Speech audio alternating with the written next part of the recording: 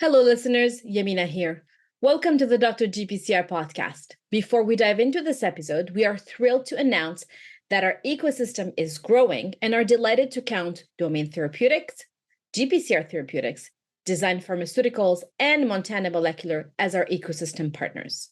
Become an ecosystem member yourself and join our partners and your colleagues today. The ecosystem is your GPCR-focused virtual playground. Join over 400 of your peers who have already started exploring, connecting, and collaborating better. You can explore the ecosystem by signing up and getting a free site membership. For the next couple of weeks, once you sign up for your free account, you can watch the talks from the third edition of the Dr. GPCR Summit for free. When ready, you can also get a paid membership to unlock the ecosystem's full benefits. If you'd like to register your team or company, or if you live in a developing country, please reach out to us by email or on the ecosystem, and we'll be happy to help you join us. The list of benefits of the ecosystem is quite long, but today we want to highlight that you can get direct access to our ecosystem partners, ask questions, and who knows, find your next job in the ecosystem. Our job board is a GPCR-focused one where you can explore different opportunities, and if you are looking to hire, you can submit your job description. Take advantage of everything that the new GPCR dedicated online playground has to offer today. Explore the possibilities by navigating the site using the direct links in the footer. Check it out today at ecosystem.drgpcr.com. And now, let's dive into this episode.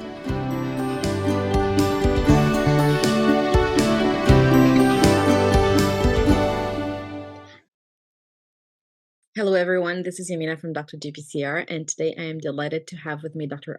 Oliver Hartley. Hi, Oliver. Hi, Yamina. Thanks very much for inviting me on the show. I'm so pleased to be here. I'm a big fan. Thank you so much. I'm so excited for being here, for you to be here today, and I'm excited that we finally get to do this. We've talked about it previously, but there were a lot of email exchanges, and I'm glad we found the time to chat. Me too. All right, so let's start at the beginning. Before we hit record, we went into a longer discussion, but would you please start by introducing yourself and telling us who you are and what do you do? Yeah, so I think I'll just start off by saying my name's Oliver Hartley, and again, repeating that I'm delighted to be on the podcast. I wear two hats. I'm an associate professor in the Department of Pathology and Immunology at the Faculty of Medicine at the University of Geneva, and I'm also vice president for drug discovery at Orion Biotechnology, which is a GPCR-based drug discovery company. And at the University of Geneva, in my academic role, I do basic research on chemokine receptors, and I also develop new technology around peptide and protein engineering. And as a scientific founder of Orion, I run the drug discovery activities at the company. I oversee them at least. And I'm at the vanguard of the fundraising activities as well. So a lot of fun and lots of adventures at the moment.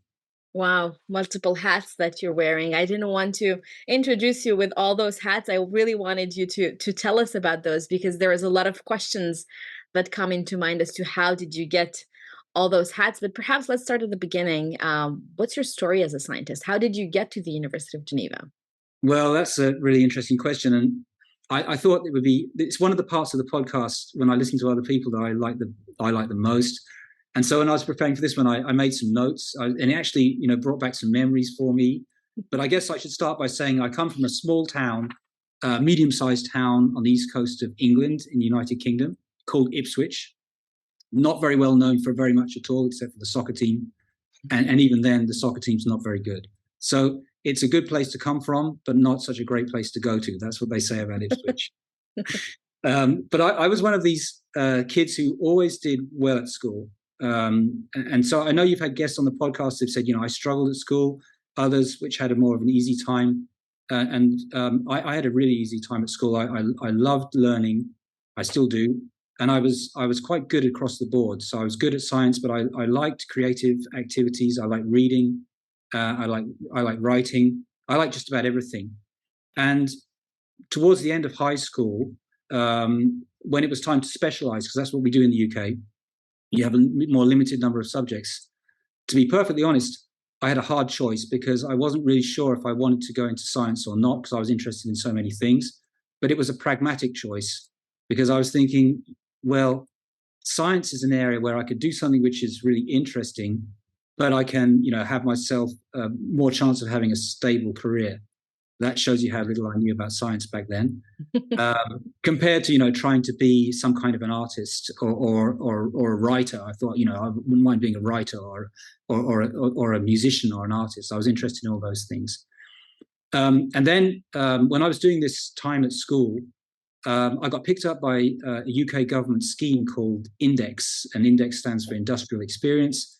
And they pulled young people out who are destined to study science or technology at university, and they give them a year working for an industrial company. Because I was interested in life sciences, they sent me to a pharmaceutical company, which at the time was called Beecham's. And Beecham's later became what we now know as GSK. So I was working straight after school at the age of 18, doing a kind of internship there, I guess. It was quite interesting to see how the other scientists there dealt with me because, I was fresh out of school, didn't really know anything. I looked about 12. Which is not helpful, I think, Yeah. when you go into a private setting. So you mentioned, did you spend an entire year working Yeah, at? I did. Wow. I did. And they gave me Full-time? access to all kinds of different things. So I did a bit of animal work when I was there. And I also had to dissect several hundred pigs trotters, which I had to pick up from an abattoir, because at the time they were very interested in purifying the enzyme collagenase from the synovial membranes from the pig's trotters. So that was part of my job. That was interesting. Didn't put me off science. That's good. And the thing which I found most interesting of all was some of the pharmacology that was going on in the group, and some of the scientists there, they could see that I knew what I was doing with math, so they let me do the kind of data analysis and make graphs of the data. I really like doing that, and I was thinking that's something which I enjoy doing. And there was some new stuff as well. There was some new molecules they were testing, and I was thinking, wow, if there's a good molecule here, I'll come and show it to my colleague who's supervising me, and we'll be the first people to know about this. And that for me was pretty exciting. So that was my experience before going to university. And I went to university in London.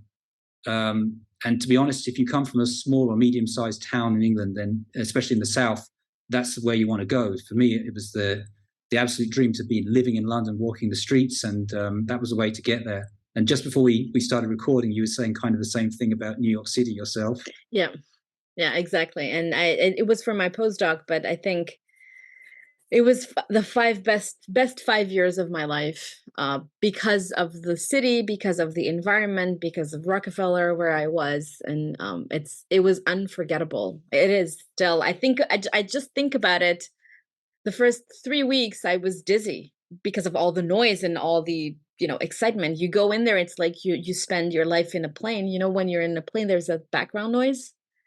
Well, that's how New York it is. Yeah. But it's exciting. It's invigorating. So I kind of felt that level of excitement about London. The streets are paved with gold and everything. And a lot of there's sort of celebrities and famous people have been in London before, and I was just thinking, I can't wait to be in London. In actual fact, being a student in London at the time, and it's probably even worse now, is hard because there's so much going on, but you can't afford to do any of it. And so it was not so easy, in terms of living hand to mouth. And I did a degree in biochemistry at King's College in London, and that was a great experience. And one of the options that we had after the second year was to do another internship, and I felt inclined to do one more internship. So I'd already kind of lost, if you like, 1 year doing this internship with Beecham's, but I didn't really see it like that. And I was going to get another year getting paid. So, and that was also, maybe part of the incentive. But it was going back to the lab and getting more experience, which attracted me. And I had a fantastic mentor there, a real old school biochemist called Brian Winchester, who was my direct boss and very kind person and an excellent mentor. And we were working on lysosomal storage diseases. And so the kind of enzymes that work in that area, yep. glycosidases. And surprisingly enough, or ironically, he had a project with another pharmaceutical company, which was called at the time ICI, but now it's AstraZeneca. And they had they had a drug discovery program on these enzymes as targets. And it was my job to test them. That was part of my work. And so once again, I was really excited about being the guy in the lab who could be the first, to report back to their medicinal chemists about the activity of these molecules. So that was really interesting. It wasn't the only thing I did. I had some much more kind of challenging and fundamental things to do, but that was something which I really enjoyed doing. And they would talk to me about the structures of these molecules, and they'd show me the structure of glucose and galactose. And these were analogs of they were clearly analogs of sugar, so you could see how they work at blocking the enzyme. And then they were explaining to me that if you could reach around and find extra parts of the enzyme active site, nothing was known about structure at the time, then you could, in principle, improve the potency or the specificity. And I really liked all of that. And you can hear where I'm going with it, because it's a bit yes. like drug discovery. Yes, well. I can. But before we go there, I have a question. Let's go back to the beginning. You mentioned that at 18 you did the 1-year internship at Beecham. Before going for that internship, did you ever work in a lab? Because you mentioned that you were really good at many things, and it was a hard choice, or it was a more pragmatic choice to go into science versus music versus writing. But when you say science, it's such a wide field. So you could have gone into mathematics or physics or pure chemistry. What led you to biochemistry into the lab? Yeah, so that's a good question. I think, first of all, I've heard some people on the podcast. There's a kind of profile of scientists that you've had on the podcast who is really interested in nature when they were young. And I can relate to that, but I'm more interested in nature now than I was when I was young. And what I used to like when I was younger, we used to have a TV program called Tomorrow's World on the BBC, and it was all about inventions. And I used to like inventions. I used to kind of always imagine myself as being an inventor rather than as a scientist. But when I was in high school, I guess this is what happens for many people. The chemistry teacher, and particularly the biology teacher that I was lucky enough to have, were really top class, and that was the thing which pushed me in that direction. Whereas, with all due respect, the physics teacher I had wasn't so inspiring, and so I didn't feel like going in that direction. So that's really the reason. And I thought, I understand this and I like it, and I think that was a place where I could be an inventor in this field. And in fact, I wasn't really sure, because nobody in my family had done that line of work before, and not really very many people had been to university either. So I had no idea about how you're supposed to get to do that kind of job, or even if it existed. But I thought that, by studying biochemistry, that would be a good way in. And then I thought, by working for a company where they did that kind of thing, or working at a company and getting some experience, then I might get the beginnings of an idea about how that worked. I think that's fantastic. And I really liked when you said that it was a pragmatic choice.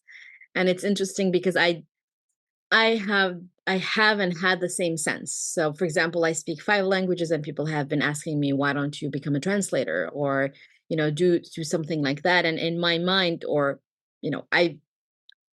I'm not going to say I wanted to be an actress, but I do like the idea of acting. And I was in school plays and things like that. But in my mind, it wasn't as tangible or as not interesting. I want to say it doesn't have as such a secure future as science, as life sciences, and working in the lab. And I really enjoyed hearing when you mentioned that you were the first one to know that a molecule has this mechanism of action, and that's really a privilege to be the first person to discover something. It is, and I still get very excited about that. I must admit, it's one of the parts which I really like, and I know that, and this relates to a lot of my work's been more closely around applied rather than fundamental science. Although I've done a bit, and you've had some fundamental scientists coming on there, and it's when they find out how something works or what something is, and I think it's a very similar idea when you find out that something is active but you don't know how it works yet. You just say, well, that's it, it's active. Yeah. That's really exciting. And then the next step is, well, first of all, let's celebrate because it's active. And then the next step is, let's find out why. And can we do any better? But it's that's something which I've always found really exciting about working in this area. Me too. And it's interesting you mentioned celebrating. And I think a lot of scientists, or at least me included, didn't take enough time to celebrate the small wins or the small things, because it's going from dopamine rush to dopamine rush. But also that dopamine rush comes down very quickly. And I'm like, okay, we know this, it's active, for example. And then let's move on to the next question and figure out, okay, what's next? But taking the time to be in that moment of, we've discovered something, we don't know how it works, but we've seen it, is also very important. Yeah, I think it's part of our culture as well, because, I mean, my first reaction if something looks really good is I don't believe it, and so I don't want to believe it. So when I talk about let's celebrate this, I mean, it's more when you look back in things where it's absolutely confirmed by yourself, other people. That's you can retroactively say, well, that was a great moment, but at the time it's like, well, give me 5 reasons why this could be wrong. And that's the first instinct that kicks in, and it should kick in, I think, for scientists, is disbelief if you get what you're hoping to see. Agreed. Or the opposite as well, when you get to see something that you were not expecting, and then the first instinct is, let's just do it again to make sure that we've done it right, or hand it off to someone to do the experiment again. And I've heard some of the basic scientists you've had on the podcast. They've made this point that often it's the unexpected result which turns out to be the new vista and the route to success. Yeah. And what I often say to my younger colleagues is, it's so hard to know which one of those unexpected results is just noise and which one is the door discreetly opening into a new universe. And to find out the difference between those things is tricky. And I think some people have got a bit more of an instinct for that than others as well, of knowing which thing to go after and which thing to drop. But it's a very interesting area because you don't have enough data at that stage to be able to tell. And so the best thing to do is repeat. Obviously, that's a good first point. Yeah. But then after that, sometimes you can repeat things for a long time. It can still end up being, not necessarily that important. And I think that there are some people who seem to be able to really smell that out. Some basic scientists, and it's no wonder they've had the success they've had, because I think that we all get kind of confronted by the similar kind of array of choices, and some people are better at picking the winners than others. Yeah, I think you made many great points, and yes, some people are better than others at making these choices. I think it also comes with experience. You build up the instinct with experience, with many failures, and there's that luck component as well, where at some points you have to pick something because you've repeated it so many times that time is running out, money is running out, or it doesn't make sense anymore to repeat it, and then you have to make that decision.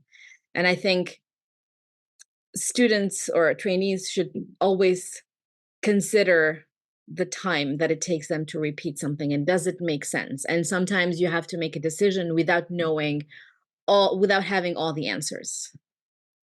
And that's a very difficult choice to make, but at some point you have to decide, trust your instinct, and just go with it. And no matter what, even if it doesn't open up that door to that magical land that you were mentioning, you will learn something out of that experience. Even if the data is negative and it's nothing worked, but you learn something as a person, and that is always a positive take-home message. Agreed. Yeah. So I think in discovery, in drug discovery, similar things can happen. You can end up trying to use the same approach time and time again, and not get any traction, or you can jump into a new way of doing things and get success straight away. And it's easy to explain things retrospectively, but at the time, it's just like, okay, that worked, and this is not working. Do we persevere, or do we stop? Yeah. And that's a really interesting call to make. And you've had people, we've we on the podcast where people have been doing research into GPCRs, and it's like, you're getting almost down to the last dime, and then it's like, do I persevere or not? And then the reward for perseverance is coming later. You can't help thinking about the people who are less well known, who maybe went down to the last dime and further, and it didn't turn around. But it's a great story. It's a great human story when that happens. Yes, agreed, agreed. And that's also why I keep on asking these questions, because there's lessons learned out of everyone's experiences, and we have all these different experiences. Although we're all interested in GPCRs to in some way or form, Yeah. but it's good to hear about these stories. And it's unfortunate when, as you mentioned, you get to the point where you've used up all your dimes, and it's still not working, or you still didn't find that answer. But I think there are ways to get insurance Yeah. before you actually get there. One of them is really collaborating with people, because multiple people with different experiences can sometimes think about the problem from a different perspective and tell you, well, wait a minute, let's just look at it this way. Then the other thing is having multiple projects. Yeah. That's a And risk portfolio management. Exactly. Yeah. and telling yourself, well, if this project that I really love doesn't work out, at least I'll have other projects that will allow me to write grants or get funding, or investors to go there and to help you get through this bump, Yeah. right? The Exactly. project. So Exactly. So I think that's a message, the younger listeners, is that it's important to not to give up too soon, but to have a kind of balanced risk portfolio of different projects, in order to yeah, make sure that something's going to work out, even if it's not the project you love the most. exactly. And I think there is also a benefit into developing methodologies, new methods, new techniques, while you're trying to answer your scientific question. And the example that comes to mind is my time in New York, where when I joined, the lab was mainly doing calcium assays to look at chemokine receptor, or GPCR, function. And I brought in all the Brett Bouvier biosensors and built out all of these other ways of looking at GPCR pharmacology.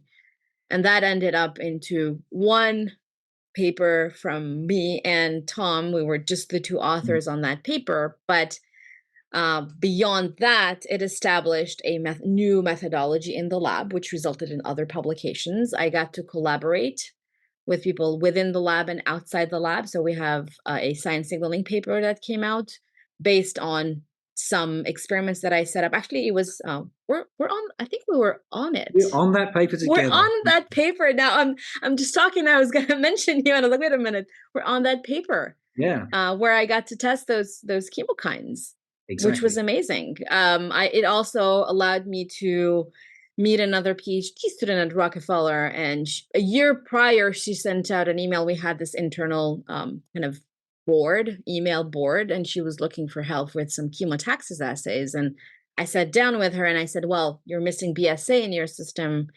I'm developing such a chemotaxis kind of assay. And a year later, she came back. She said, you know what? I have so many things to do. Would you mind doing the assay for me? And Yeah. it ended up being a PNAS publication. It took a long time for that to come out, but me developing that assay helped her and also helped my career, because we ended up collaborating and we ended Sure. up looking at something. And then there was me going to a conference, being at a poster work, showing off my CXCR3 chemokine, curves, and someone telling me, oh, my roommate would love to talk to you. Let me bring him over. And this was 2014, and we just submitted, I want to say maybe a month ago, the paper with my data to Science with a team of 86 other authors. It took a very long time, but you never know. And having developed those allowed me to have all these collaborations, to meet all these people. And, I can say that I produced more than one paper out of that 5-year postdoc. Yeah. Well, I mean, this is slightly tangential, but around about the same time as you were doing that work with Brett and chemokine receptors, we realized in the lab that was absolutely crucial in order to get ahead and start to understand things a bit better with respect to how things are working inside the cell. And so that was a really nice part of technology development we were able to do. And it was great to have dialogue during that time with Tom Sackmar, who's a great person. He's been on the podcast as well. Yeah. Somebody who showed me around New York City a little bit as well in my visits. So that's a nice person we know in common. Excuse me.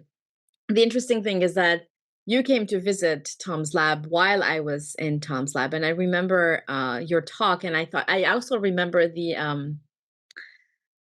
oh goodness, the shirt you were wearing. I thought it was a very very out there, very interesting shirt. I didn't get a chance to talk to you because there were so many people around, but you came and visited the lab, and I was like, oh wow, he seems like an interesting guy to talk to. I think I was in New York, so I wanted to be kind of rock and roll.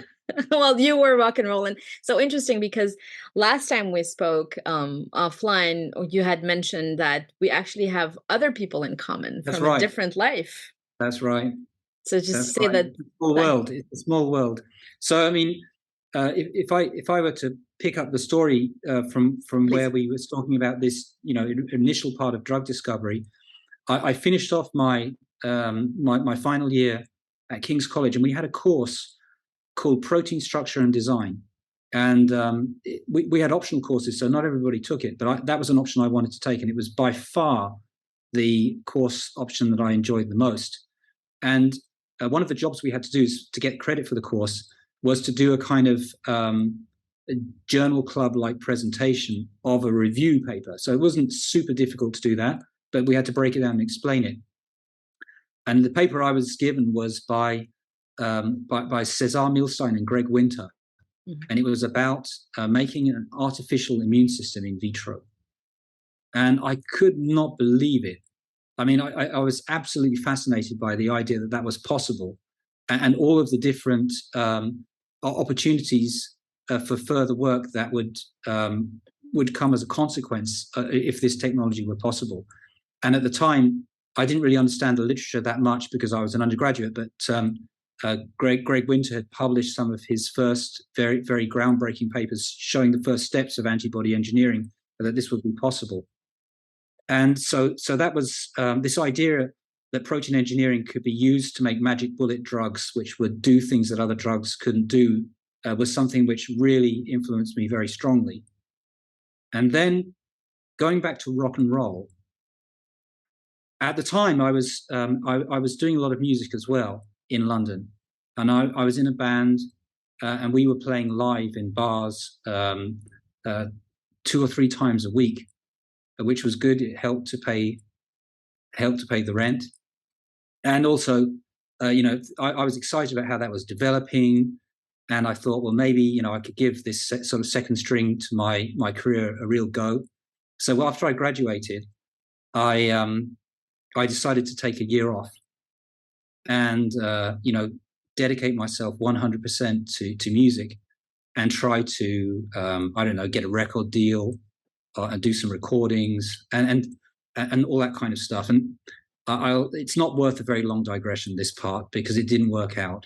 But still, I think it kind of shows how, your very scientific, methodical mind, it works really well with the artistic side of your personality. Yeah, well, I think there is a part of that, but the main lesson for me is, at least the musicians that I was working with at the time didn't have the same level of self-discipline or work ethic that I wanted to have.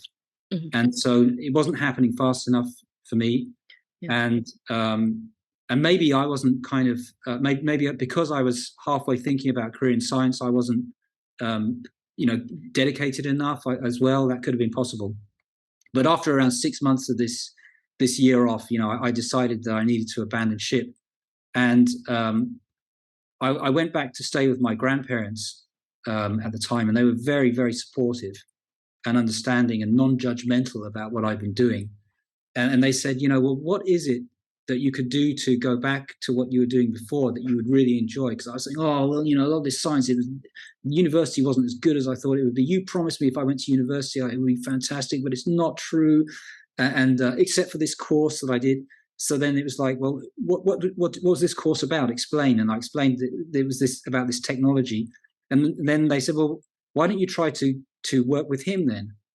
And I said, you don't understand, I can't just write him a letter and say, give me a PhD or whatever. It doesn't work like that. And they were like, well, why shouldn't it? What are the steps? Break down the steps. And so I'd done a project with a final year small research project with an immunology professor who was my kind of tutor. We were lucky enough to have sort of tutors, personal tutors. And I went to see him and I said, my sabbatical year is not working out.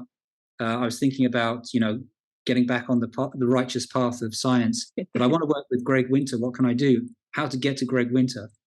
And he said, well, I don't know him personally, but I know somebody who knows somebody who knows him. And this was the time, really, there wasn't any email going on, but this is the early 90s. So I was writing letters. And then the letters were getting positive replies, I'm pleased to say. And then I had to go around the country. Everybody was in the UK, so it wasn't so bad.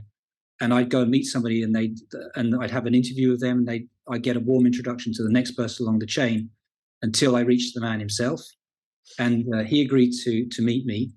And I had an interview with Greg Winter, and I can't remember a single minute of the interview because I think I was so stressed. But it worked anyway. And I got offered a PhD in his lab, and that was a really good decision to have made. And for me, it changed a lot of things and was extremely valuable. Not just to work with him, in an environment where he's just finished his Nobel Prize winning work on antibody engineering, but there were a lot of really, really talented and generous people in the lab who were looking after me on a day-to-day basis and were very patient with me because I was kind of working through some issues about having left behind my music career. And so I wasn't as professional a PhD student as the PhD students you see these days, but I still got some good stuff done and enjoyed myself and learned a great deal. So it was an extremely useful process. I love it. So you made a lot of great points, and I have two questions. What kind of instrument do you play, or did you play? I played guitar and bass, and I was a singer. And I still do all three of those things, but not so often. Still, I think it's amazing. I think you're our first musician guest. Well, maybe you had others, but they were too shy to, maybe. Maybe official, someone who declares themselves. And the second point, the second question, or actually it's more of a point, and I think you described it so beautifully, is you're not the only one who wrote letters to their future PhD or to get into somebody's lab at that time. But I really liked your grandparents' approach. And that's where we were talking about somebody with a different type of experience who can ask you the questions that you need to hear for you to build out that process. And then two, that chain of what we now call networking, which was done very differently at the time. But it's still very important because getting an introduction, you get to meet the person. If you click, if you can, and people are typically very kind and helpful. And that got you to where you wanted to be. And it's funny because before we hit record, we were talking about having an objective and deciding where you wanted to go very early on. And I think this is a great example as to, you figured out what you really wanted to do. You figured out where and with whom you wanted to do it, and you went for it. I'm not saying it was an easy, direct path, but hearing about it here, it seems that there was some thought put into it and work done to get to the lab where you wanted to do your PhD. Yeah, well, I'm so grateful to have had some people around me that helped me to break down the problem into into smaller stages and said, yes, you can do this, go for it. Think about the different steps, and so that's something which, if now, I'm in a position to be able to do that kind of thing for younger people. It's a nice thing to be able to give back. As it happens, my mentors at the time were family members, but you don't have to be a family member to give people advice and encouragement like that. That's true. That's true. And you never know where you can find your mentor. And this is a discussion that I also came up with other podcast guests, is how do you find a mentor? Who do you consider a mentor? And I think me thinking about myself again, back 20 years when people would tell me, oh, you need to find a mentor. And I had no clue on how to do that. And now when I can think about it, and please feel free to chime in, is really being open and talking to people and not going to someone and say, hey, Oliver, would you like to be my mentor? Yeah. That's not the way it goes. But by being open, talking to people, having discussions, getting to know people, and getting them to know you as well, these relationships form organically. And those are the best. Well, I'll give you a thought about mentoring, which, I don't know that much about psychotherapy, but my understanding is that, the therapist helps the person to understand themselves, but doesn't tell them what to do. And the whole point of the dialogue is to listen and to help the person to understand what it is that they're thinking and how their thinking works and where they need to go. And I think that's rule number one of mentoring. At least for me, it's more like try to listen and let the other person make up their mind where they're going. But then beyond that, I do think that you can, if you're working in the field and you've got connections, then you can be in a position to help people to realize what their goal is once they've worked out what it is. So I think the first part requires a bit of humility, and not to say, well, I know best for everyone who comes along to be my mentee what to tell them, because everybody's different. And I also think, coming back to what you said, that there's sometimes it's a question of chemistry. And so the kind of mentorship I'm describing is not always what a potential mentee is looking for. They might be looking for a different kind of profile of mentor, and there are different kinds. And I think if it doesn't click, then you shouldn't really go too much further, because there's no point. Yeah, agreed. The chemistry must be respected, as Mr. White on Breaking Bad had said in a different context. But I think chemistry is very important. All right, let's go back to you. So you're in the lab working on antibody engineering. You're doing your PhD. Technology, fantastic. Just amazing. Yeah. And molecular biology. Obviously molecular biology existed before, but before he did antibody engineering, Greg Winter was one of the first people to do any kind of genetic manipulation using mutagenesis, and so. We then there was the invention of PCR that came out, which became widespread only in the early 90s, really, in the very early 90s. And so people couldn't really procure Taq polymerase very easily. And I think there was some kind of artisanal Taq polymerase, which was in a freezer that people were using. And so we really had the impression that we were on the frontier, of new stuff, and that anything was possible. And there are a lot of people around who'd been, who'd confronted a lot of failure before us younger people came along, and had kind of ironed out a lot of the bumpy parts. So that in my PhD, quite a lot of the early stuff I did was successful quite very soon. And I remember there was a time when Greg came into the lab, and he said to me, "Well, look, things are going quite well for you. Well done. Now you've got two choices. You can either use the new technology that you developed, really co-developed, like, really the small member of a very big team. You can turn the crank a few times by yourself and get some papers, right? You can do that. Or, and it was clear that was, the thing which I should be considering more, you could stick your neck out and risk some failure and try to do something completely different." And that's what I tried to do. And the next part of my PhD, until the end, actually, was non-stop failure, because what I was trying to do was trying to make a machine that would automatically generate a monoclonal antibody against every open reading frame in the proteome. Wow. That's still a very difficult project, even today, I think. Yeah, I know, but it seems so exciting and compelling, and and fresh from the success that we'd had, that I'd had in the first year. I was thinking that should work okay, and it was built on a fairly sound technological premise, which turned out to be false. So I did all of that, and sometimes as long as you've got enough evidence of your productivity in terms of publications elsewhere, and also coming from a lab which is renowned, which was a lucky thing for me, then failure at an early stage is a big advantage. Especially if you don't get demoralized by it and you learn. And so for me, it was actually a really valuable experience, because that's what technology development is all about.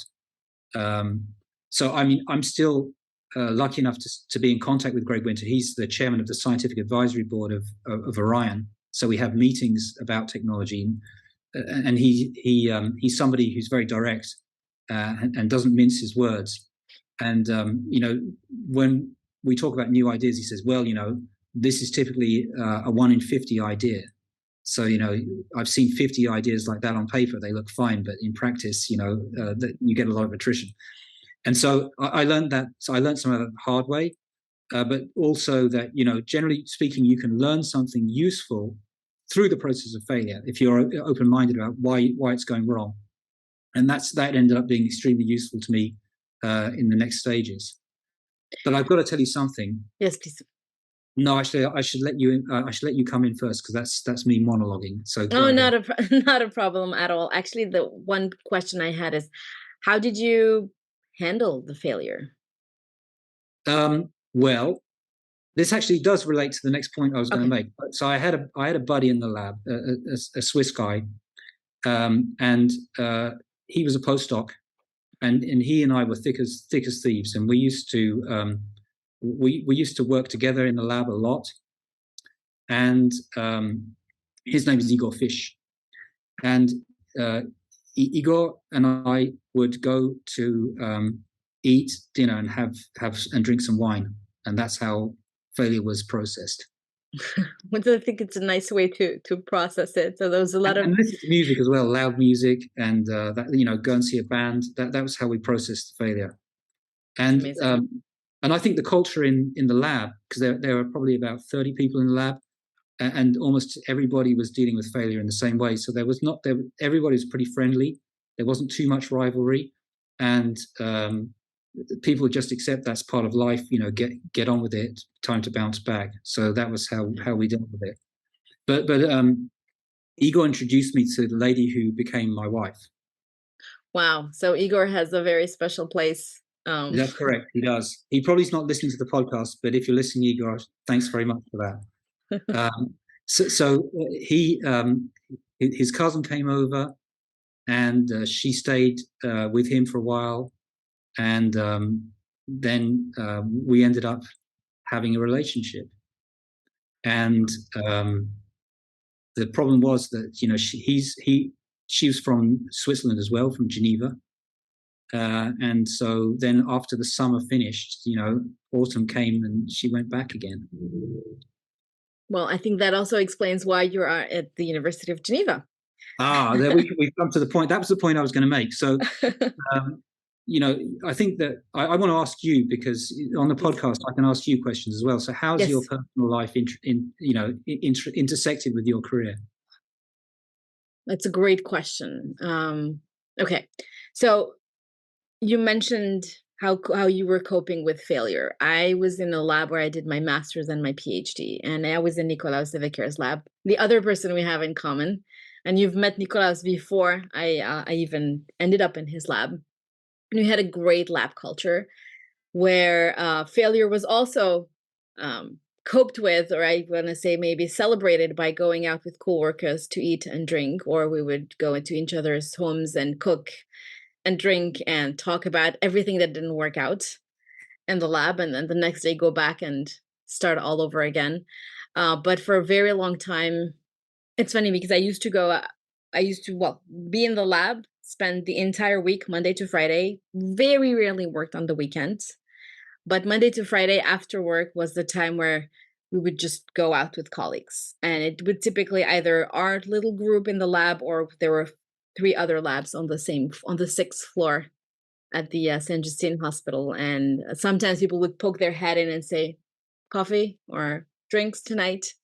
And we'd just go out. And I lived outside of my apartment or my house between Monday to Friday, and Saturday, Sunday. I just didn't want to hear about anything lab related, or even just go out, because it was just an intense thing. My personal relationship with my husband, actually, it's a long story, but we've known each other since the 8th grade, because we were classmates. Wow. Yes, and we were friends for a very long time. We lost touch, and in our, I want to say, mid-20s, after our mid-20s, we met up again, and that's when we started going out, and we had to make very fast the decision of getting married, because he used to live in Romania, I used to live in Canada, and the only way for us to see if we would be going anywhere was for us to get married. So within 6 months, he moved out to Canada. We moved in together and we got married. And that was 15 years ago almost. All right. That was he's not a scientist, so I don't get to talk science, which is great. But he was very supportive, and he moved with me from Montreal to New York to Maryland, and now to Boston. Okay. No, that's what I was coming to as well. So first of all, you're in a situation where your partner's not a scientist. So am I. So we don't talk about science at home, and that's quite refreshing. Although sometimes I do get a bit jealous about people who can, sort of deconstruct some problems when they get back. And I was thinking, they're both working in the field, they can kind of get a double advantage. Yeah. And other times I think, well, no, it's just awful. You get no break from science the whole time. Yeah. It's a similar kind of situation to you. And the other thing is, the question of who moves, right? So, so in that case, your husband moved every time it was time to move. Yes. And that was the way it worked out. And I think that, this is an area which a lot of the younger listeners will be familiar with. It's, when you're developing a career and you're going through those crucial years at the beginning of a relationship, building something up, particularly dual careers, it's really complicated to know who's going to make the sacrifice and how. And it's a very difficult area, particularly in a high mobility field like science, where if you stay in one place, you can get punished for that. I'm not sure if that's completely logical, but certainly maybe it's changing. But there was certainly a very strong stream of thought in the time when I was passing through that age, where if you don't move around, then you can't have funding. Yes, and that's a very, you make a great point. I recorded last week an episode with Nariman Balenga. He was a PhD student in Maria Walder's lab in Austria. And every time he moved with his wife from Iran to now San Diego, she's a scientist as well. And this was a big dilemma as to, okay, actually, we're not looking for one job, we're looking for 2 jobs. Yeah. And how do I make the case to my spouse that, the job that I'm being offered is not going to go at the detriment of my spouse's job opportunities? Yeah. And people are going to listen to the episode, and it's going to come out before this one. So there's no spoilers here, but basically they spent a lot of time in Maryland because his wife had a great position at NIH. Yeah. And when he got the opportunity to move to San Diego, the case was being made by the fact that San Diego is San Diego. It's sunny San Diego, as he called it. And then he was able to convince her, but for a long time, it was very difficult. Every time there was something coming up, it was, okay, how do we manage that? And a lot of scientists are in that role. And yeah, you mentioned your wife not being a scientist. And I think that's refreshing when you leave the science where it belongs and you get home. But I wonder how it would feel to live, with another scientist who's in your field or close to your field, and then you can have all these arguments at breakfast around structure function relationships. I think it would get difficult after a while. Well, I think it'd be interesting for you to check that with some of your future guests in any case. Yes. Yes. It's an interesting area for discussion. Yes. So what happened is that, I made my next move after my PhD, largely for personal reasons, not completely though, because personal reasons in terms of relationships, but also when I was growing up, I was fascinated by Francophone culture, and I just knew that I had to go and live in a Francophone country, at least for some part of my life. It was something a box I had to tick, and I was assuming it was going to be France because just across the border, just across the sea. But it turned out to be Geneva, which is in the French part of Switzerland. So that was another thing which I was very happy about.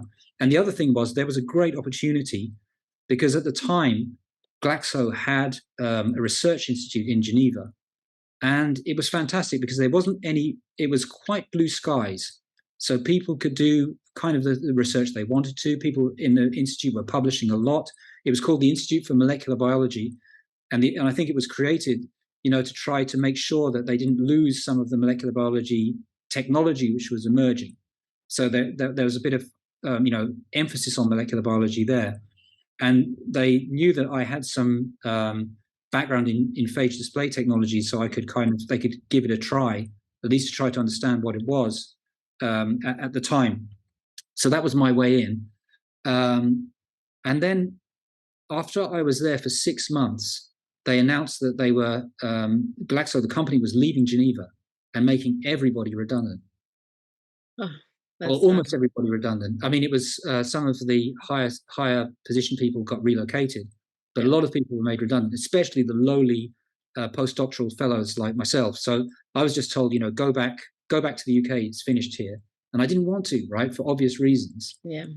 And so I went to see the only scientist that I knew outside of the company in Geneva, which was a man called Robin Offord, also a British scientist who had worked with Greg Winter before in the same institute. They both had Fred Sanger as their mentor as well, so they had something in common. Wow. And I went to see him because I'd seen him a few times before. And I said to him, look, I'm in trouble here. I don't want to leave Geneva, but I do molecular biology. Can you, I'm going to have to go to the university. There's the only chance, can you fix me up with a job? And he said, look, if you want, I'll give you a job.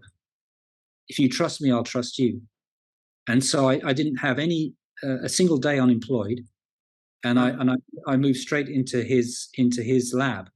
And the reason that happened, it was because just a few months earlier, in 1997, he published a big paper in Science because the year before that, CCR5 had been identified as the HIV co-receptor, or one of the HIV co-receptors, and he happened to be working on analogs of the natural ligand of CCR5, which is now called CCL5. At the time, it had a more exotic name, which is Rantes. Yes. And this analog turned out to be quite a potent blocker of HIV.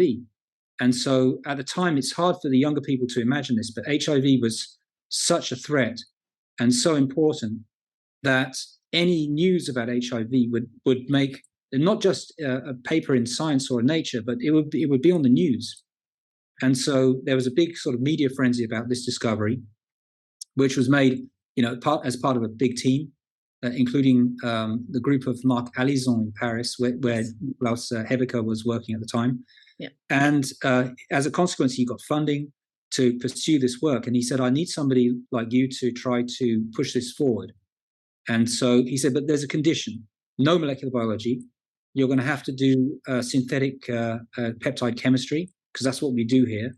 And by the way, I need some cell biology done as well. And I'd never done any cell culture, not since I'd been in the Children's Hospital in London. And I was thinking, well, that's a bit of a stiff challenge, but I'm going to take it because I like this guy. And in any case, what else am I going to do? I didn't really want to. I still had quite a good sort of market value coming from Greg Winter's lab, but I didn't want to try living apart again. It just seemed like that would be the end of that. And so I just didn't have the stomach for it as well. So that was that explained how I got into CCR5. That's so interesting. So hold on, because you mentioned Children's Hospital in London. When were you working there? When I told you I did this work on glycosidases, which Yes. were lysosomal storage diseases, and so we had to do some work on fibroblast biopsies from babies who are in the hospital, and so I got taught cell culture by a very stern technician at the time. She was saying, these babies might not live. Their cells are, this is it. This is what's left over. So you do not let the culture die. And so I learned my cell culture techniques like that. But it was at least the basics. So I had some idea about that, but I hadn't done very much at all. And then I got into difficulty almost immediately because there were a lot of very talented people to help me with the peptide chemistry. And to be honest, that was quite smooth. And it's been an ongoing journey for me, reprogramming myself as somebody who speaks peptide chemistry as a second language. Wow. But the cell biology initially was very hard because the work had all been done by other labs, but we decided that we had to get the cell biology in the same place as the chemistry was being done. Otherwise, it was so complicated and slow. And so I tried looking at protocols and getting things started myself. And the clock was ticking, and I was having, no results. It was not even just like, nothing to publish, just no results. And I was thinking, I'm going to lose this job if I don't, step up. And I was working all the weekends. I was working over Christmas. Some of the friends in Geneva who weren't scientists saying, you're obsessed. What's the problem? You're working at Christmas Day. What's going on here? But I was doing it, and it was even worse because I didn't really know. I couldn't navigate my way out of that problem. And then I wrote a letter in the end to. Actually, by then I think I could send an email to Marc Alizon, who invited me to spend a few days in the lab. And then it was Nikolaus who was the one who happened to show me how to use this HIV-free cell fusion assay. And I got everything sorted out in a 3-day visit, brought everything back, and it worked in the lab after that. And then there's a molecular pharmacologist who many of you will know on the podcast. Her name's Mette Rosenkilde. And her boss, Tui Schwartz, invited me to his lab, and she showed me how to do binding assays. And then I was able to bring that back to Geneva as well. So then we were in better shape, and things were moving. And but it was a bit like doing a second PhD, to be honest. Yes, because you switched fields. You had to. You kind of had no choice.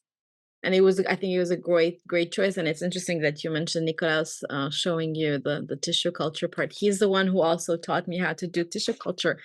And I think the main take-home message is don't do it like this. And there was a lot of things happening when he said, "Oh, you don't need alcohol. You're good."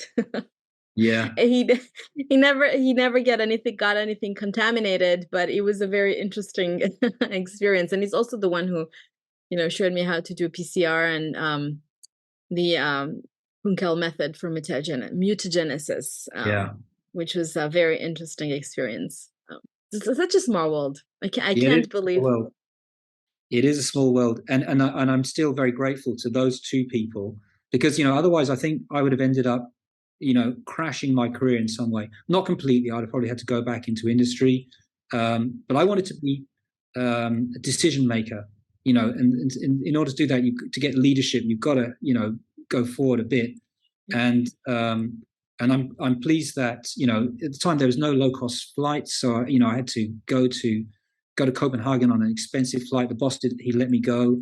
It was, again, a question of trust. And then I had people in the lab, some of the highly skilled Swiss technicians who then you can bring a protocol back and they can make it work even better.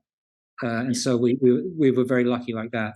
And so at the end of that period, we were in a position where we could make new molecules in the lab by chemistry, and we could do the most important pharmacological testing.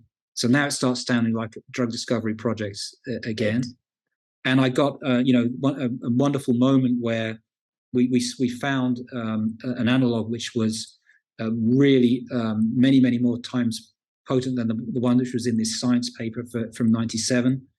And we'd done it all ourselves, and it felt like it was really great, and we used that molecule as part of a collaboration with a group funded by NIH, so a much wider consortium, to show to use this molecule to show that CCR5 by itself could be blocked and stop HIV transmission.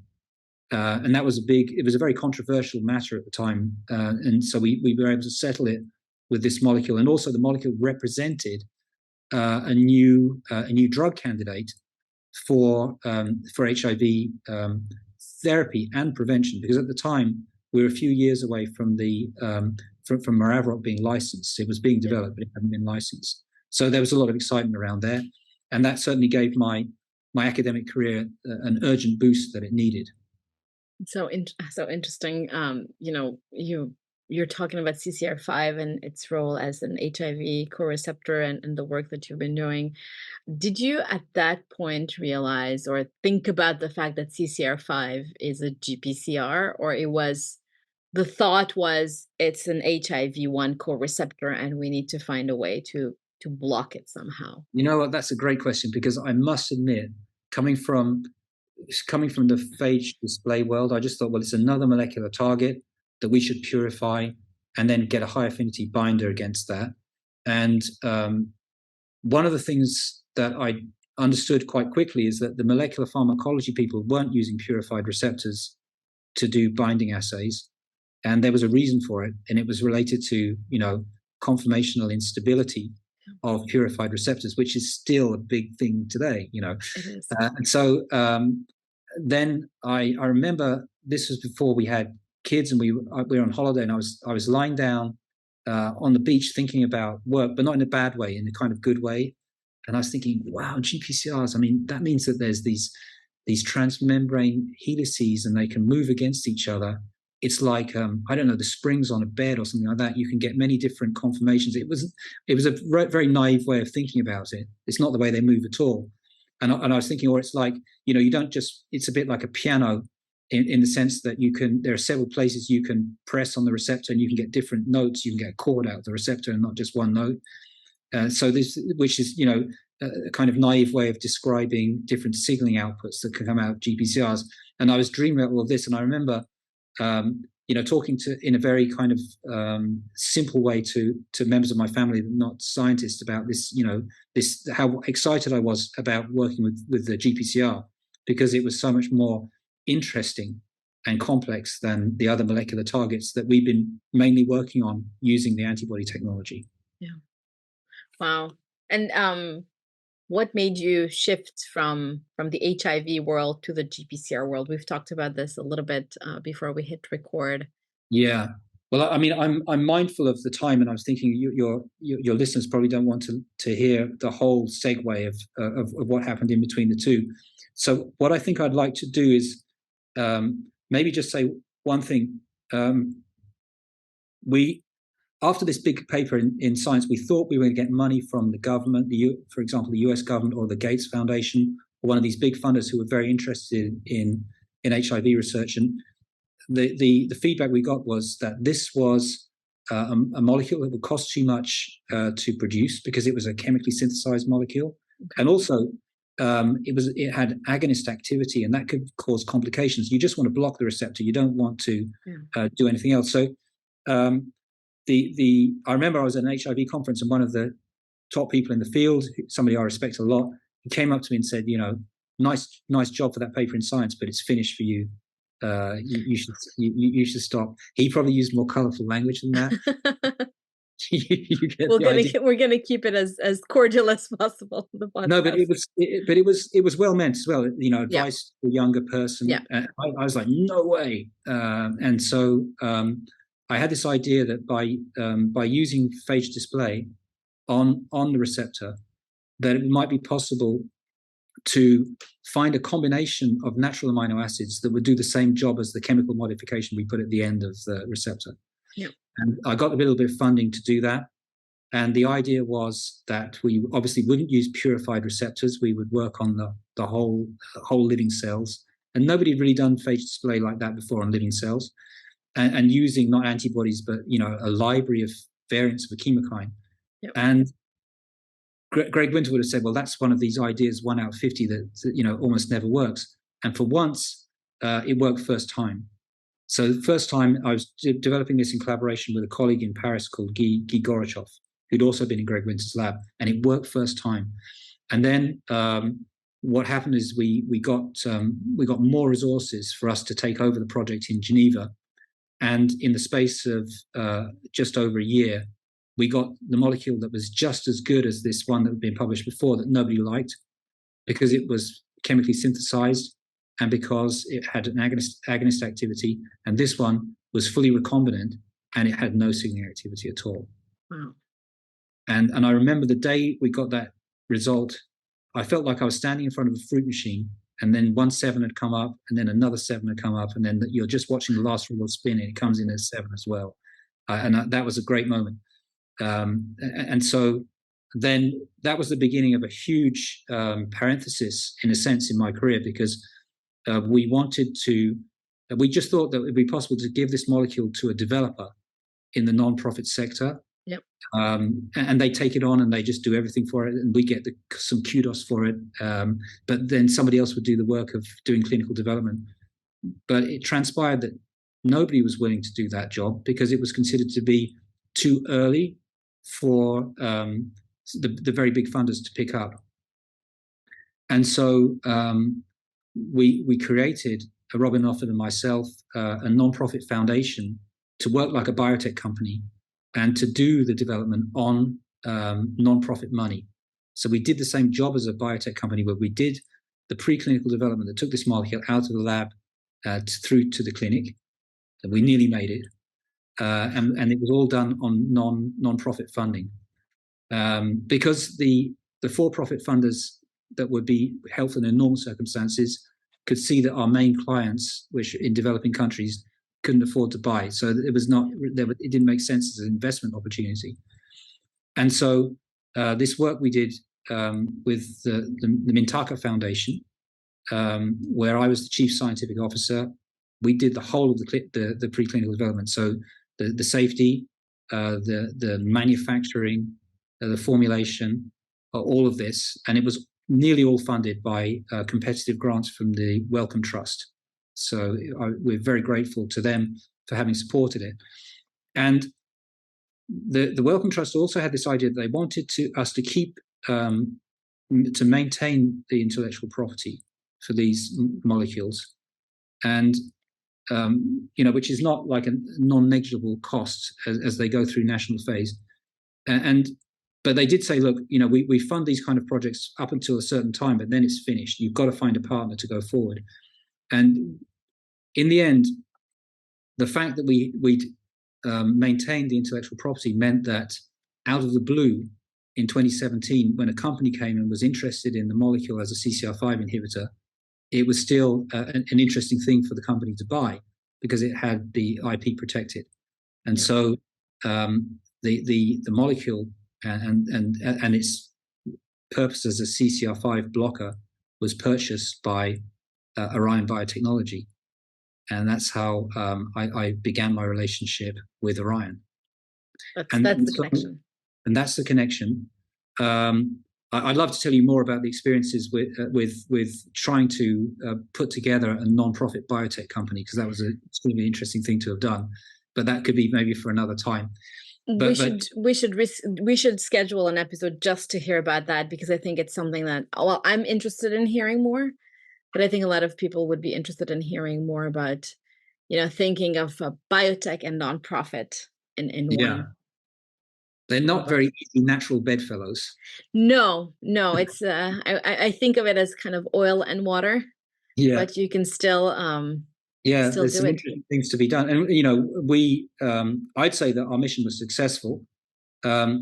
Although for the HIV indication, we didn't get all the way through to IND submission, and then as soon as Orion were able to pick up the project with their resources and their expertise, which is complementary to ours, it got done like that, and so it got taken successfully through phase 1 study, and now Orion have partnered that with a women's health pharmaceutical company, and so for the HIV prevention indication, that's going forward in that way. But Orion's real interest was around CCR5 as a cancer target.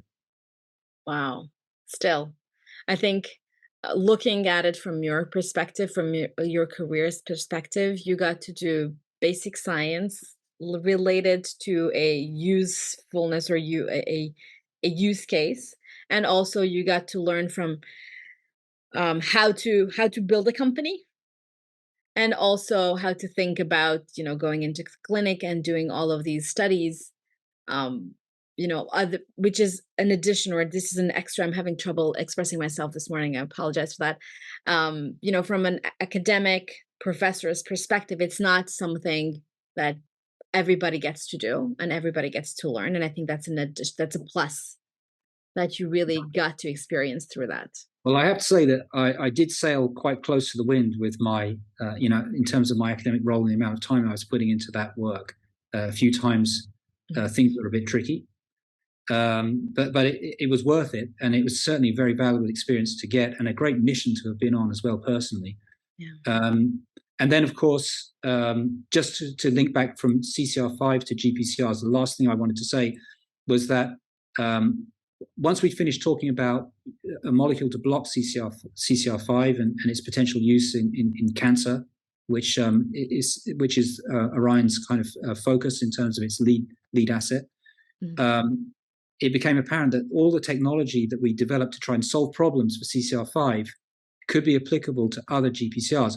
Not all GPCRs, but GPCRs, peptidergic GPCRs, peptide and protein GPCRs. And I've said this, you've heard me say this before at one of the GPCR virtual meetings. I think there's something special about those receptors, and they've not been given enough attention. They're special cases, and they're not very easy to solve using the knowledge and the technology which has been developed for GPCRs, for which the natural ligands are, essentially small molecules. Yeah, agreed. And I think we also have chemokine receptors and in common. So I completely agree with you on that. I think the chemokine receptor system is just fascinating, and there's so much we know, but there's so much also that we don't know. And among that family, I mean, chemokine receptors is a very big part of that kind of peptide and protein GPCR family. And across, if you want to say, CCR5 is like the beta adrenergic receptor of those receptors, because of all the investment that went into it because of HIV, all the publicly funded research that went into CCR5. So there are enormous amounts of things that we know about CCR5, particularly lots of validated tools that we have for CCR5. And so, if it came to your mind, Yamina, to ask me what my favorite GPCR is. That's the next question I had. Please, well, I'm pretty sure it's CCR5.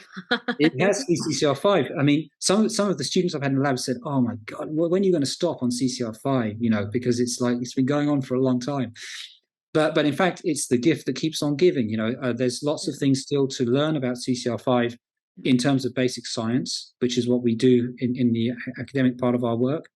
And I think it helps to clear the way forward for understanding how to solve problems with peptidergic GPCRs, because we know so much. CCR5 is a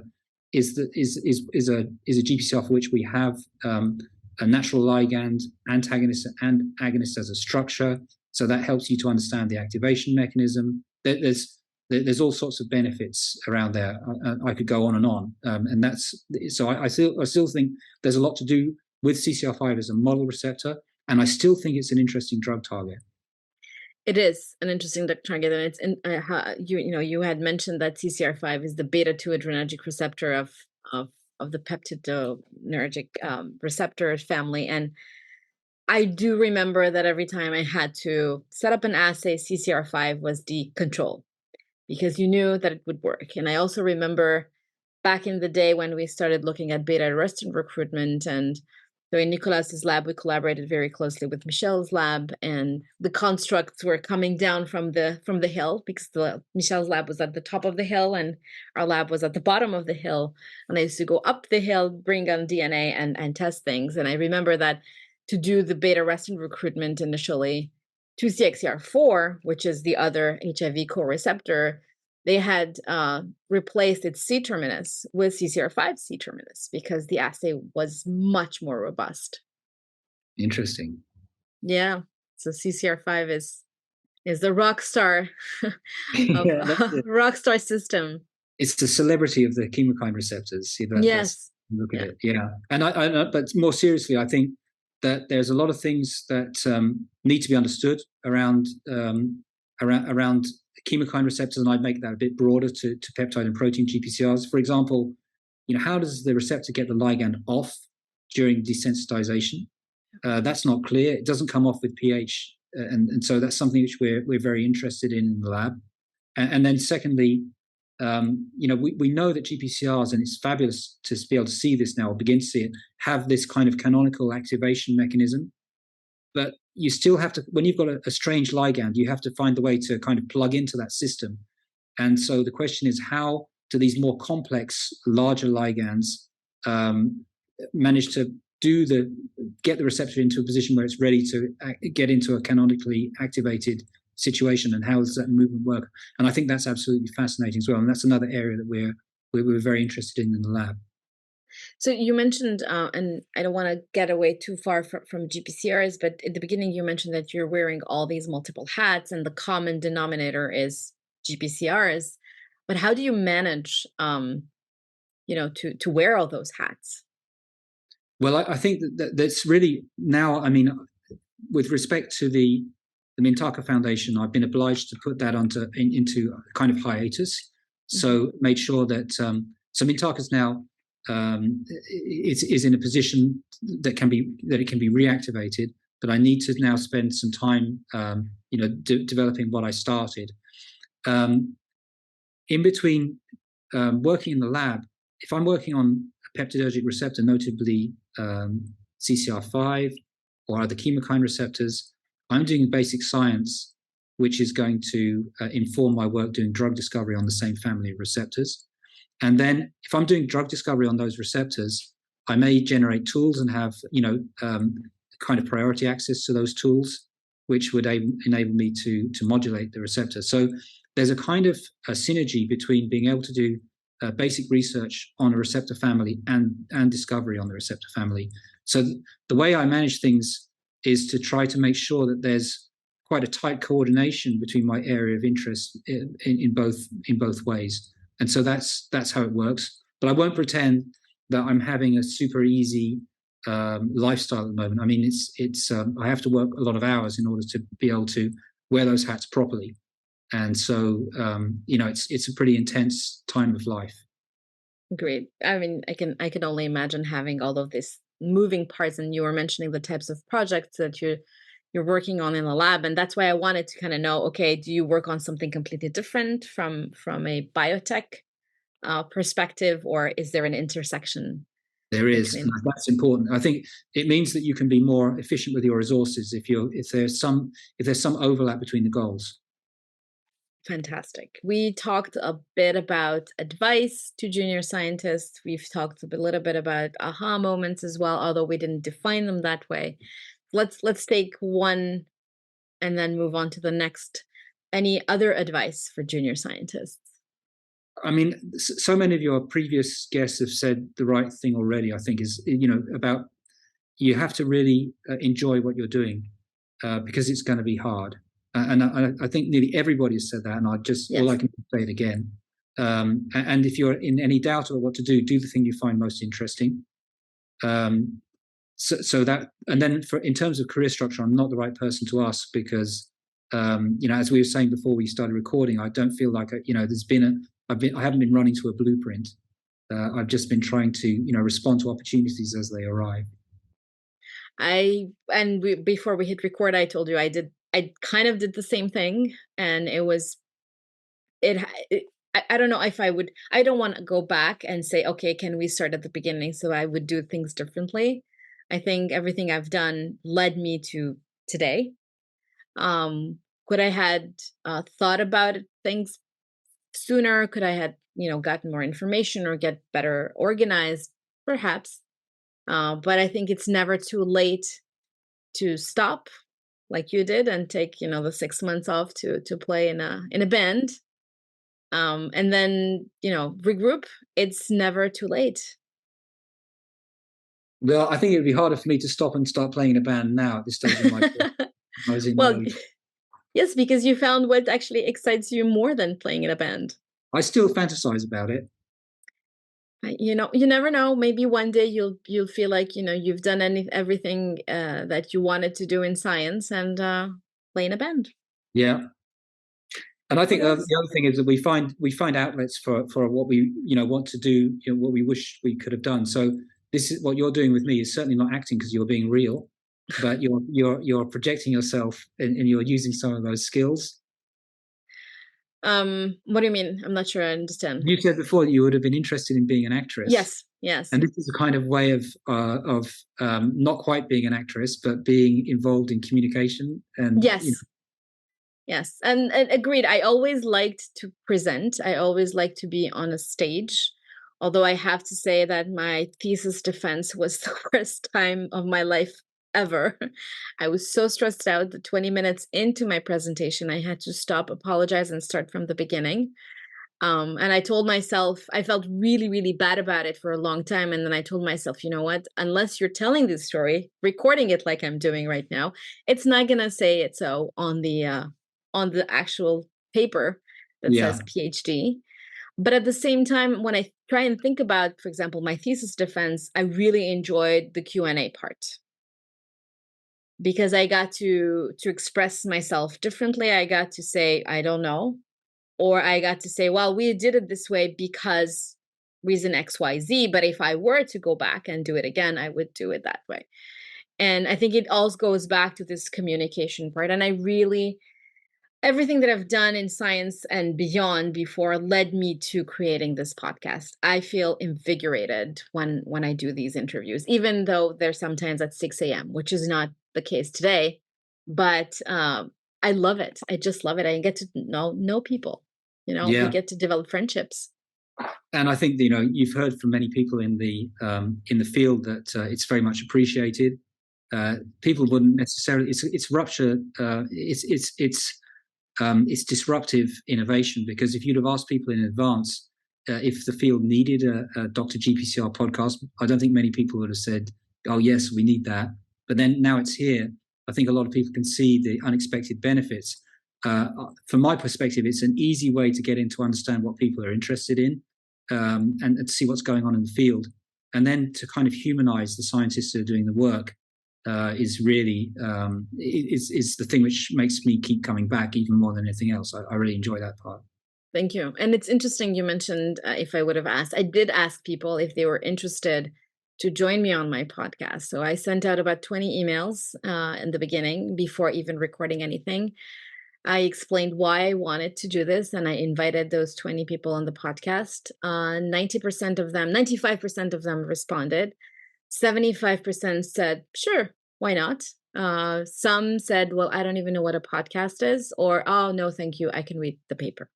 And it was some sort of a market research, but at the same time, it wasn't something that it was going to inhibit me from moving forward. And I'm very grateful to Paul Insel and Terry, who were my first two victims. And I'm also very grateful for Paul being such a talkative guest because I was extremely stressed out recording the first one. And even now, there's people who are not interested. I've reached out to get potential guests, and they said, you know what, it's not something I'm interested in, which is fine. And I totally respect their opinion, but at the same time, I'm always happy to hear from people like yourself and others who say, well, I like it. It's really fun to listen to, and I get to know people. Or, I got to reach out to this person, and we actually started collaborating because I learned from your podcast that they're interested in a similar question to mine. Yeah, well, absolutely. I think it serves a lot of those purposes. For me, I've got I've got a little notepad where if I've been listening to the podcast, I just write down a couple of things about, this is the name of the person, this is the thing, not necessarily the way they define themselves, but the aspect of the research which is most interesting to me. And so it's a good way, and you can get that from reading the literature for sure. But it's nicer and more convenient to pick up information by listening when you're outside going for a walk or something like that. Yeah. It's different, and then you can always follow up by reading the literature. So I think the two areas, reading a paper and listening to a podcast, are completely complementary. I think so too. And I'm glad that both tools now exist and not just one. Thank you. I think so too. Someone, and I'm not going to say who, once messaged me and said, I listened to your podcast while running and you're the voice in my head, which I thought was really nice to hear and read and very humbling at the same time, because it turns out that what I do is beyond me having fun and really getting to meet and know all of these scientists is actually important to others as well, and they really enjoy it. Someone also said, since we started the podcast at the beginning of the pandemic, and this was a trainee, I think a postdoc, who filled out a survey and said, the podcast saved my life. I got locked down into my apartment. I live alone in a foreign country, and being able to stay connected to the field was the most important thing ever. Yeah, I can see that. For me, I must confess, I didn't know about I didn't know about the podcast during 2020. I think I found out about it in 21 by looking at one of my PhD students' LinkedIn profile. Yes, and we know who that is. Small, very small world. Okay, last but actually two last questions. Top 3 aha moments. So I think we've been over them. I think, this idea that which I got very early on, of being the first person to see the activity of a new molecule, really exciting. I had that happen to me a few times. The second thing, learning or becoming aware of protein engineering as a discipline for drug development to make magic bullet drugs. That was really, really important for me. And then I guess the biggest breakthrough, which came out of, the biggest aha moment, is when I told you about these 3 sevens coming down from the fruit machine. Yeah. When we implemented this quite risky technology, and we found out that it could give us exactly what we wanted, of which I was fundraising for it, so I wanted to believe it was true, but part of me was reluctant to believe that it could manage to do what we'd been doing before. So it was a really amazing moment, and made me realize that this approach could be used not just for CCR5 but for other GPCRs as well. Do you think it's instinct and experience that made you think about this risky experiment? No, I don't think so. I think it's optimism, because prior to that experiment, I told you about my PhD project, which didn't work out, very ambitious. And since then, I've probably had, not as many as 50, like Greg Winter would say, but 10 or 12 new technology ideas that haven't worked out. So I think that it's just until we get more knowledge, if you're trying to do something risky, you're going to have to find out quickly about failure in new technology development. But I've also come up with new things since then which have worked as well. So I'm addicted to trying to get up against the problem and develop some new technology to solve it. And there's more to come. I love it. I love your optimism, for sure. That's absolutely required in general, but definitely in science, when you have these ideas and you hope for the best. All right, last question. When wearing your academic hat, if you have job openings in your team, where can people find you? Yeah, I'd be using LinkedIn to post job ads. That's the place which is most interesting. With regards to PhD students, the University of Geneva faculties of medicine and science have a PhD school. So people who want to join a lab go through the PhD school, and they get kind of approved by the PhD school. And there are 2 recruitments every year in general for the school. Obviously, I don't have openings the whole time. I'll just mention one other thing. I am interested in the idea of having somebody wants to become an independent researcher, somebody who's already got some experience but is early career and wants to be involved in structural biology, who would be interested in coming in and developing their career within my lab, but not to get autonomy very quickly. Mm-hmm. If there's such funding mechanisms that exist, we have them in Switzerland, where the expectation is you start being the last author on papers very quickly and you take a lead. Because I don't know enough about those kind of techniques, but I do know that they're very important going forward in the future. And so that's an area which isn't, I'm not putting out an ad for that because we don't have money for it right now. Yeah. But if it's something that people would want to co-develop, I'd be interested in talking. Absolutely. And then with regards to the company, Same thing. So LinkedIn through Orion's website.